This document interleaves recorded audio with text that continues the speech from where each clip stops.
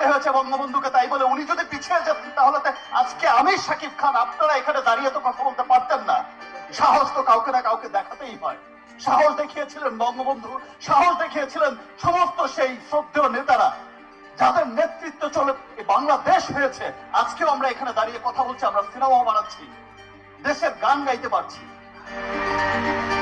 আজ সকালে মাননীয় প্রধানমন্ত্রী তারেক রহমানের একটি অনুষ্ঠান কর্মসূচিতে উপস্থিত ছিলেন মেগাস্টার শাকিব খান।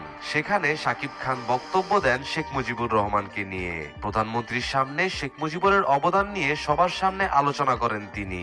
শাকিব খানকে যখন জিজ্ঞেস করা হয়, আপনি বর্তমান প্রধানমন্ত্রীর সামনে শেখ মুজিবকে নিয়ে কিভাবে বক্তব্য দিলেন, উত্তরে শাকিব খান বলেন, আমাদের বর্তমান প্রধানমন্ত্রী অবশ্যই পারদর্শী, কিন্তু সে তো এখন নতুন।